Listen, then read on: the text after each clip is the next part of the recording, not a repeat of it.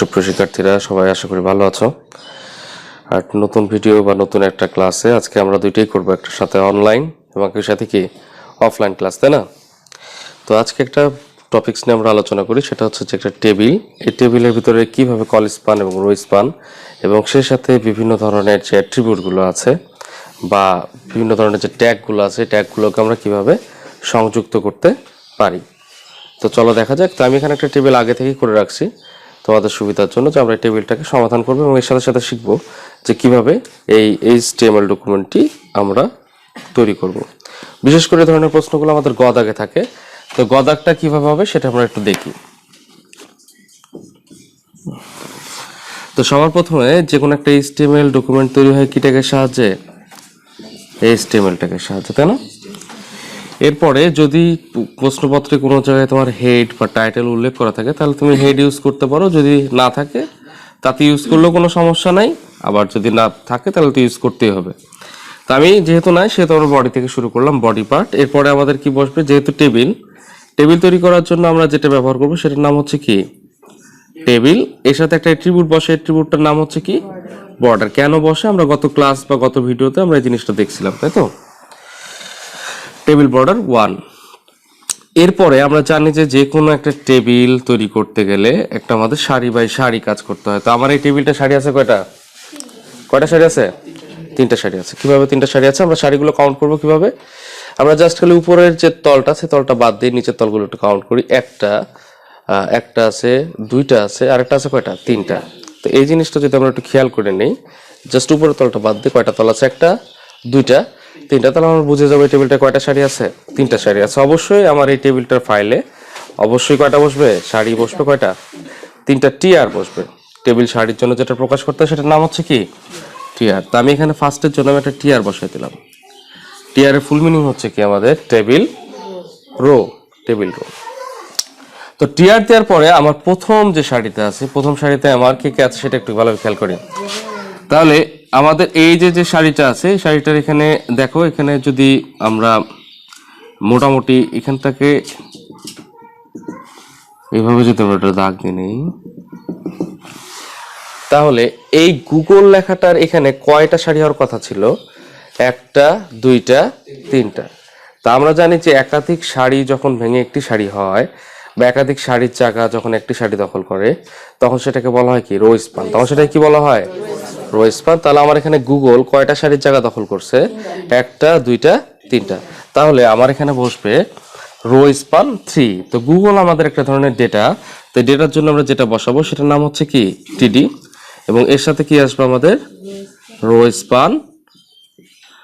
কয়টা rho span, কয়টা সারির জায়গা দখল করছে বলতো? 3টা সারি, রো স্পান 3।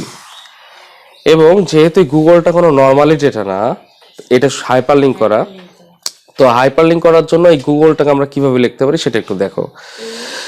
গুগলের নিচে আন্ডারলাইনের জন্য আমরা জানি স্পেশালি ইউ ট্যাগ ইউজ করতে হয়, কিন্তু এখানে ইউ ট্যাগ ব্যবহার হবে না, কারণ হাইপারলিংক করা যে কোনো টেক্সটের নিচেই অটোমেটিক কি হয়, লেখাটা নীল কালার আসে এবং লেখাটার নিচে কি আসে? একটা আন্ডারলাইন চলে আসে। তাহলে আমরা এই গুগল লেখাটার জন্য কি করব সেটা একটু দেখে নিই। গুগল লেখাটার জন্য আমরা এখানে ব্যবহার করব কি AHREF। তারপরে এই গুগলটার যে এখানে সাইট, অবশ্যই তোমার এটা প্রশ্নপত্রে দেওয়া থাকবে এবং প্রশ্নপত্র দেখে তোমার এখান থেকে ঠিকানাটা লিখতে হবে। তাহলে এখানে লিখতে হবে কি আমাদের HTTP, তারপরে এখানে HTTP দেওয়ার পর আমরা এখানে অ্যাড্রেসটা এখানে বসাই দেবো। অ্যাড্রেসটা হচ্ছে কি আমাদের HTTP দেওয়ার পরে www.google.com, তাই তো? google.com। এটা হচ্ছে অ্যাঙ্কর ট্যাগ। এটা কাজ হচ্ছে কি করে, এটা তোমার যে কোনো লিঙ্কে সংযুক্ত করা। এখন এই ঠিকানাটা আমি যাব কোন লেখাটার উপর ক্লিক করে? গুগল লেখাটার উপর। যেমন বোর্ডের শর্ট জায়গা আমি একটু নিচে লিখে দিচ্ছি, পাশাপাশি লিখতে হবে সব গুগল। তারপরে কি ছিল আমার এখানে? এ ওপেন ছিল, এখানে কাকে ক্লোজ করে দিচ্ছি? এটাকে ক্লোজ করে দিচ্ছি। এরপর টিডি ওপেন ছিল, এখানটা আমি কাকে ক্লোজ করে দেবো? টিডিটা ক্লোজ করে দেবো। তো আমার সারি কিন্তু শেষ হয় না। সারিটা শেষ হয়নি কি জন্য? সারিটা হচ্ছে যে এই গুগলের সাথে আমার প্রথম সারিতে যেহেতু এখানে একটা গ্যাপ পড়ে গেছে, দেখো এখানে একটা গ্যাপ চলে গেছে, তাহলে এই গুগলটা তার উপরের সারির সাথে সবসময় চলে যাবে। গুগলটা যাবে কার সাথে? এখন বিং এর সাথে। তার মানে আমার সারিটা শেষ হবে কখন? যখন বিং লেখাটা শেষ হবে তারপরে যায়। তাহলে সেক্ষেত্রে আমি বিংটা লেখার জন্য আবার কাকে টেনে নিয়ে আসবো, টিডি। এখন বিংটার দিকে একটু তাকাই, বিংটা আসলে কার বা কিসের জায়গা দখল করছে কিনা। তো আমরা যদি এই যেখানে যে দাগটা শেষ হয়েছে যদি আমরা টান দেই, তাহলে দেখবো যে এখানে দুইটা কলাম হওয়ার কথা ছিল। কয়টা কলাম হওয়ার কথা ছিল? দুইটা। সেখানে কলাম দুইটার পরিবর্তে দুইটা জায়গা দখল করছে কে? বিং।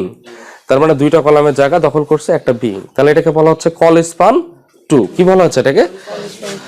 তাহলে টিডির সাথে আমার লেখাটা দেখো মাঝেও আছে, তো মাঝে যদি কোনো লেখা থাকে তাহলে সেক্ষেত্রে এই অ্যাট্রিবিউটটা তুমি ব্যবহার করে ফেলবা। অ্যালাইন সমান কি বসাবো আমরা এখানে? সেন্টার। এটা আগে পরে হলেও কোনো সমস্যা নেই, অ্যালাইন সেন্টার। এবং এই যে বিং লেখাটা আছে, অ্যালাইন সেন্টার দেওয়ার পরে টিডি অ্যালাইন সেন্টার, এরপর কয়টা কলামের জায়গা দখল করছে? দুইটা। তাহলে কল স্পান 2, টিডি অ্যালাইন সেন্টার কল স্পান 2। এটা দেওয়ার পর দিলাম। এখন এই এত কিছু করলাম কোন লেখাটার জন্য? বিং এর জন্য, তাই না? তাহলে বিং লেখাটাকে আমরা লিঙ্ক করতে যাচ্ছি। তার মানে A H ref equal to,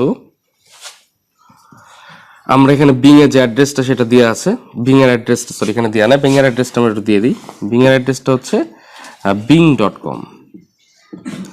bing.com এটা একটা সার্চ ইঞ্জিন আমরা জানি মাইক্রোসফটের। এই স্টেপ আমরা এখন এখানে কি করবো? bing.com-টাকে লিঙ্ক করে ফেলবো। তাহলে কি বসবে এখানে? http, এরপরে হচ্ছে কি www.bing.com, bing.com। এবং এত কিছু কোন লেখাটা ক্লিক করলে বিং এর ভিতরে যাবে? আমাদের বিং লেখাটার উপর ক্লিক করলে, তাই না? তাহলে এখানে বিং বসবে, তারপর আমরা এখানে কাকে ক্লোজ করে দেবো? এটাকে ক্লোজ করে দেবো। এবার দেখো আমার টিডিটা শেষ, কিন্তু এখানে যে টিডিটা ওপেন করছিলাম এই টিডিটা আমাদের শেষ। তো আমি এখানে কাকে ক্লোজ করে দিচ্ছি? টিডিটা ক্লোজ করে দিলাম। টিডিটা ক্লোজ করার পর আমার যে প্রথম সারি ছিল বিং এর, এই প্রথম সারিটা কিন্তু শেষ। তো প্রথম সারিটা আমি শুরু করছিলাম কি দিয়ে? টিআর দিয়ে। আমি এখানে কাকে ক্লোজ করে দিব? টিআর দিয়ে।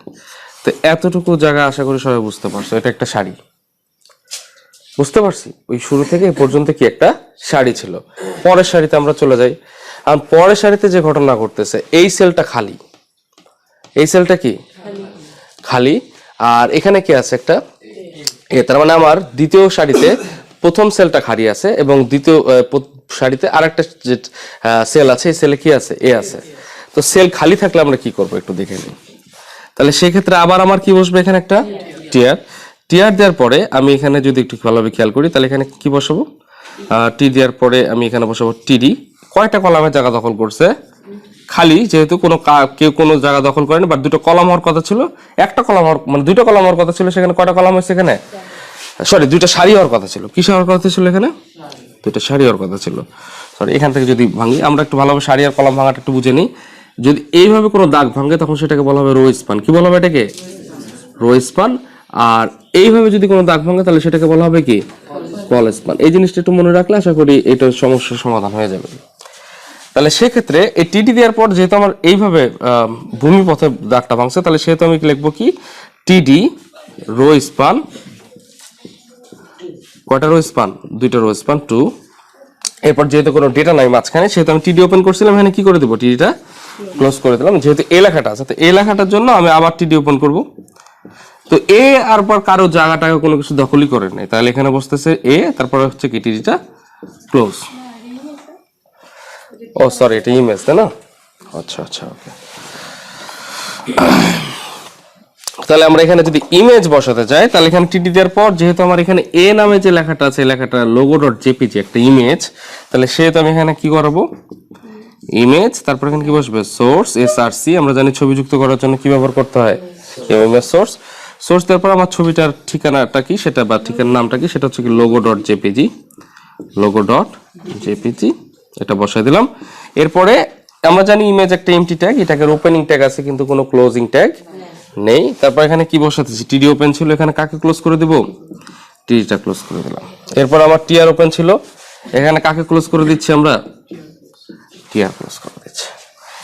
এরপরে দেখো তো একটা এটার একটা সারি, এখান থেকে এই সারিটা শেষ হয়ে গেল। লাস্টের সারিতে আছে কি? জয়েন.টিএম। এই লেখাটা কারো কোনো জায়গা দখল করে নাই, তাহলে আবার টিআর বসতেছে, আবার টিডি বসাচ্ছি। তো এখানে জয়েন লেখাটা কোনো সারিও ভাঙে নাই, আবার কলামও ভাঙে নাই।